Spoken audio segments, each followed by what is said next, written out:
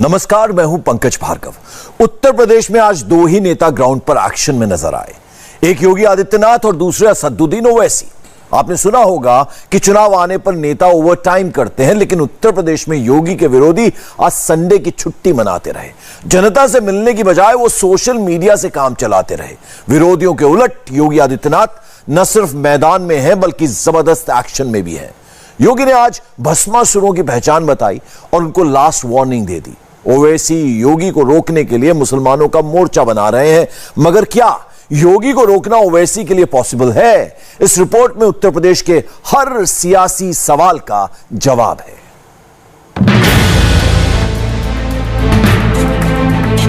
UP में योगी के तमाम विरोधी आज अचानक एग्जामिनी बन गए और योगी बन गए एग्जामिनर। विरोधियों ने परीक्षा कैसे दी और योगी ने उनकी परीक्षा कैसे ली, चलिए सुबह से शुरुआत करते हैं। यूपी टीटी परीक्षा का पेपर लीक हुआ तो 2554 एग्जाम सेंटर से करीब 21 लाख परीक्षार्थियों को वापस लौटना पड़ा। गाजियाबाद से गोरखपुर तक और काशी से झांसी तक एग्जाम सेंटर से निकले परीक्षार्थियों की इन तस्वीरों को देखकर योगी विरोधियों की बाँछें खिल गईं। चुनाव से पहले पेपर लीक की खबर पूरे उत्तर प्रदेश के लिए बैड न्यूज की तरह आई, लेकिन पॉलिटिक्स में पेपर लीक भी योगी के राजनीतिक दुश्मनों को गुड न्यूज की तरह लगी। अखिलेश यादव, प्रियंका गांधी वाड्रा और मायावती ने पेपर लीक को मुद्दा बनाकर योगी पर हमला बोल दिया। समाजवादी पार्टी के अखिलेश यादव ने पेपर लीक की खबर के साथ अपना सियासी नारा चिपका दिया।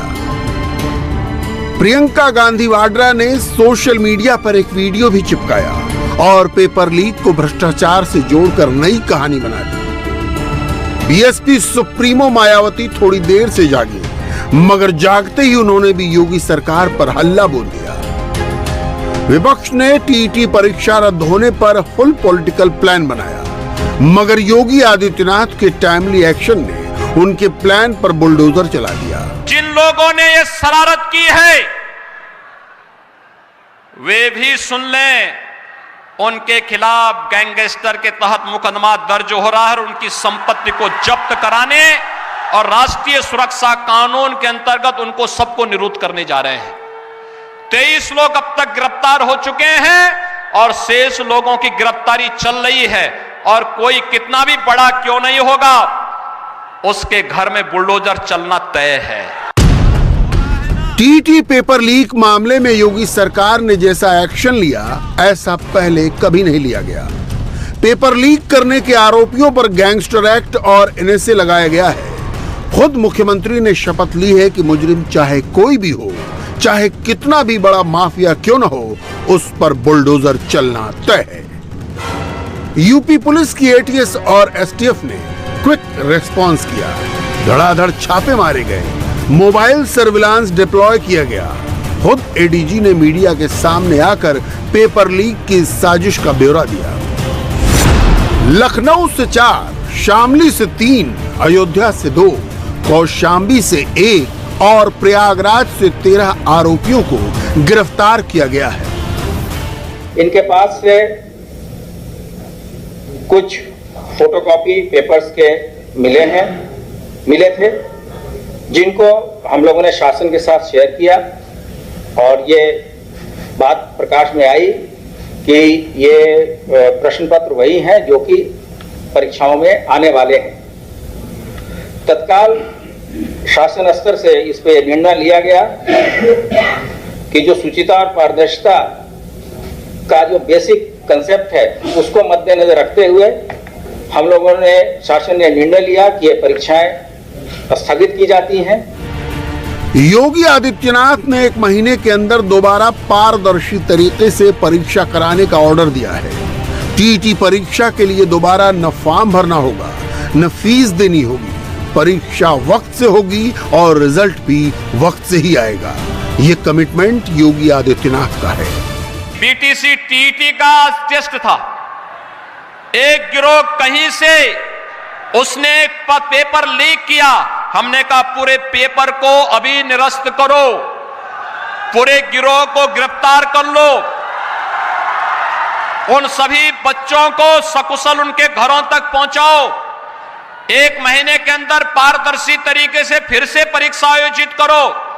किसी भी बच्चे से कोई शुल्क अतिरिक्त नहीं लेंगे। उनके आने जाने की फ्री में व्यवस्था देंगे, या उन बच्चों का जो आई कार्ड होगा उत्तर प्रदेश परिवहन निगम की बसेज में फ्री में आने जाने की सुविधा उसके माध्यम से उन बच्चों को प्राप्त होगी। संडे के दिन अखिलेश यादव ने छुट्टी मनाई। आज वो ग्राउंड पर नहीं उतरे, बस ट्विटर पर चिड़िया उड़ाते रहे। मायावती के लिए भी मैदान में आने का मुहूर्त अभी नहीं निकला है। बुंदेलखंड के महोबा में रैली करने के बाद प्रियंका गांधी वाड्रा भी अभी आराम फरमा रही हैं। विरोधियों के उलट योगी आदित्यनाथ मेहनत करने में कोई कसर नहीं छोड़ रहे। देवरिया में 200 करोड़ की परियोजनाओं का शुभारंभ, गोरखपुर में सांसद खेल स्पर्धा का समापन, गोरखपुर में ही 316 करोड़ की योजनाओं का लोकार्पण और शिलान्यास। चुनाव से पहले योगी 24/7 काम में लगे हैं। योगी की एनर्जी को मैच करने के लिए ऑल इंडिया मजलिस-ए इत्तेहादुल मुस्लिमीन यानी AIMIM के लीडर असदुद्दीन ओवैसी यूपी के मुसलमानों को पतंग के नीचे लाने के लिए तूफानी दौरे कर रहे हैं। आज मौका TET पेपर लीक का है, इसलिए बलरामपुर में ओवैसी ने अपनी तकरीर वहीं से शुरू की। आज टीचर्स एलिजिबिलिटी टेस्ट था, TET टेस्ट था। 18 लाख बच्चे और बच्चियां उस इम्तिहान की तैयारी कर रहे थे। एक रात पहले यानी कल रात अपने सेंटर पर जाकर कड़कड़ाती सर्दी में सेंटर के बाहर लेकर बैठे थे रात भर। मगर जब सुबह इम्तिहान हॉल में गए तो मालूम हुआ कि योगी आदित्यनाथ की सरकार में TET का पेपर लीक हो गया। इम्तिहान का पेपर बाबा लीक हो गया और वो बच्चे जो महीनों से तैयारी कर रहे थे गरीब परिवार के, उनसे कहा गया कि अब दोबारा आइंदा महीने इम्तिहान होगा। बीजेपी वालों, तुम एक इम्तिहान का पेपर नहीं बचा सकते तो उत्तर प्रदेश के गरीब को क्या बचाओगे? एक इम्तिहान का पेपर बीजेपी नहीं बचा पाई, वो भी लीक हो गया। बाबा, ये ठोक दो की पॉलिसी में पेपर कैसा लीक हो गया? ओवैसी सपा, बसपा और कांग्रेस की सेकुलर सियासत की पोल खोलने के मिशन पर है। वो मुसलमानों को तथाकथित सेकुलर पार्टियों के खिलाफ भी भड़काते हैं और योगी के खिलाफ भी उकसाते हैं। जज्बाती तकरीर करने में ओवैसी का कोई सानी नहीं। वो फैक्ट्स और फिगर्स के साथ बोलते हैं, मगर उनके हर लफ्ज से ऐसा लगता है मानो धीरे धीरे नश्तर चुभोया जा रहा हो। मुसलमानों को खास तौर से ये कहा जाता है कि सेकुलरिज्म को बचाना है, सेकुलरिज्म को बचाना है। मैं इनसे पूछना चाहता हूं, क्या सेकुलरिज्म को बचाना सिर्फ भारत के मुसलमानों की जिम्मेदारी है? क्या सेकुलरिज्म को बचाना हिंदुओं की जिम्मेदारी नहीं है? क्या सेकुलरिज्म को बचाना 9% यादवों की नहीं है? 9% यादव है और 2-2 मर्तबा उनका मुख्यमंत्री बन जाता है। क्या सेकुलरिज्म को बचाना हमारे दलित भाइयों की जिम्मेदारी नहीं है? क्या सेकुलरिज्म को बचाना हमारे OBC भाइयों की जिम्मेदारी नहीं है? क्यों नहीं ये सब लोग मिलकर इनसे कहते हैं कि सेकुलरिज्म को बचाओ, मगर सेकुलरिज्म को बचाना सिर्फ मुसलमानों के गले में जिम्मेदारी डाल दी जाती है, हमारे गले में सांप डाल दिया जाता है और हम इस सांप से बचाने की अपने आप को कोशिश करते हैं। ये सांप हमको ही डसता है, उनको नहीं डसता। हम बर्बाद होकर रह गए। 60 साल भारत के मुसलमानों ने सेकुलरिज्म के नाम पर इन तमाम नाम निहाद सेकुलर पार्टियों को वोट दिया। बताओ क्या हासिल किया आपने? बताओ मुसलमानों, बताओ आपने क्या हासिल किया? ओवैसी ने यूपी के बलरामपुर में जलसा किया। इसी बलरामपुर के देवी पाटन मंदिर में एक दिन पहले योगी आदित्यनाथ ने पूजा की थी। नेपाल से लगता ये सरहदी इलाका गन्ने की खेती और चीनी मिलों के लिए मशहूर है। आबादी में हिंदू और मुसलमानों का हिस्सा 60 और 40 का है। बलरामपुर मुसलमान बहुल इलाका माना जाता है। इसके बावजूद 2017 के चुनाव में बीजेपी ने यहाँ की 4 सीटों पर क्लीन स्वीप किया था। 17 में मुसलमान वोट बटे थे, 22 में ओवैसी उनको जोड़ने में लगे हैं। आपको इस तरह के कोई कव्वाली पार्टी में कोई हारमोनियम बजाने वाले की जरूरत नहीं है आपको।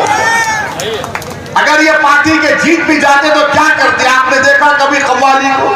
एक थाली मारने वाला होता है, एक तबलची होता है, हारमोनियम बजाता है, एक राग खींचता है। एक रब अब आगे इलेक्शन आ गया तो पूरी कव्वाली पार्टी आ गई मजलिस के खिलाफ। एक हारमोनियम बजा रहा है, एक राग बजा रहा है, एक तबलची है। अरे तुम जो काम कर रहे हो, मैं मजलिस के मुखालिफिन से कह रहा हूं, अरे तुम तो उस तवायफ से भी बदतर हो। कम से कम वो अपना पेट काटने के लिए करके तुम तो कौम का मुस्तकबिल बर्बाद कर रहे हो। ओवैसी 100 मुस्लिम बहुल सीटों पर एक एक मुस्लिम वोट गिन रहे हैं तो योगी पूरे उत्तर प्रदेश में हिंदू वोटों को एकजुट करने के मिशन पर हैं। योगी के एक हाथ में विकास का नारा है और दूसरे हाथ में हिंदुत्व का भगवा झंडा। ये विकास इसलिए हो रहा है क्योंकि केंद्र और प्रदेश में भारतीय जनता पार्टी की सरकार है। ये योजनाओं का लाभ इसलिए मिल रहा है क्योंकि केंद्र और प्रदेश में बीजेपी की सरकार है और बिना भेदभाव के मिल रहा है। बिना भेदभाव के योजनाओं का लाभ मिल रहा है।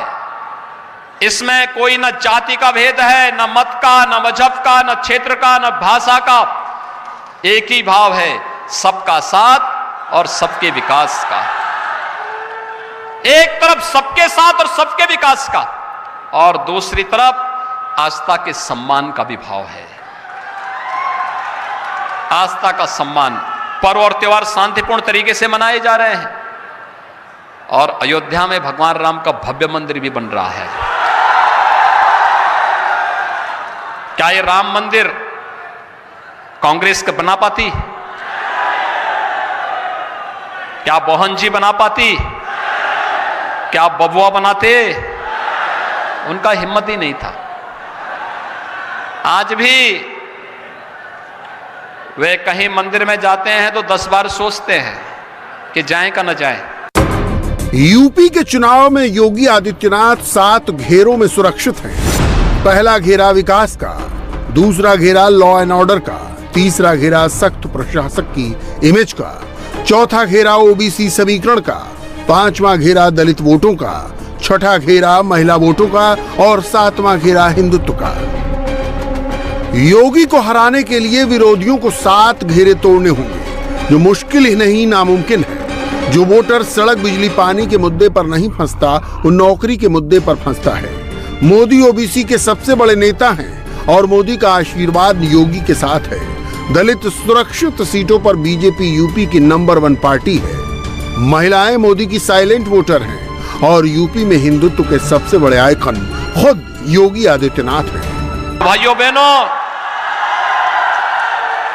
ये माफियाओं पर बुलडोजर चलना चाहिए कि नहीं चलना चाहिए?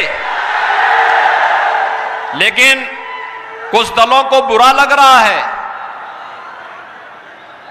आप देख रहे होंगे समाजवादी पार्टी, कांग्रेस और बसपा, ये सब लोग विरोध कर रहे हैं, कह रहे हैं कि साहब माफियाओं पे कार्रवाई नहीं होनी चाहिए। क्या कार्रवाई होनी चाहिए? भाइयों बहनों, ये जितने माफिया हैं ये सब भस्मासुर हैं, भस्मासुर। और इन भस्मासुरों को जो भी पालेगा वह अपने विनाश का रास्ता ही तैयार करेगा। अखिलेश यादव छोटे छोटे दलों के साथ गठबंधन करके योगी को हराने की सोचते हैं, लेकिन वीकेंड पर छुट्टी मनाने चले जाते हैं। भाई राहुल की तरह बहन प्रियंका गांधी वाड्रा भी ट्विटर पर चिड़िया उड़ाती हैं। नीति आयोग की नेशनल एमपीआई रिपोर्ट दिखाकर प्रियंका यूपी को गरीब बताती है। बहराइच, श्रावस्ती और बलरामपुर में 70% से अधिक आबादी गरीबी रेखा से नीचे है। प्रियंका ये नहीं बताती कि यूपी में सबसे अधिक उन्हीं की पार्टी का राज रहा है और दिल्ली की सबसे बड़ी गद्दी पर भी सबसे ज्यादा उनके परिवार का ही सदस्य बैठा है। प्रियंका कम से कम अपने शब्दों में एक मर्यादा रखती हैं। यूपी कांग्रेस तो मर्यादा की वो सीमा भी लांघ जाती है। योगी को ऐसे व्यंग भरे शब्दों से नहीं हराया जा सकता। विरोधी जितनी जल्दी से समझ ले, यूपी चुनाव में उनकी संभावनाओं के द्वार उतनी जल्दी खुल सकते हैं। अभी तो विरोधियों के लिए दरवाजा बंद ही दिख रहा है। इंडिया टीवी हर वक्त हर जगह डाउनलोड करने के लिए सर्च करें India TV news Google play store या ऐप स्टोर पर।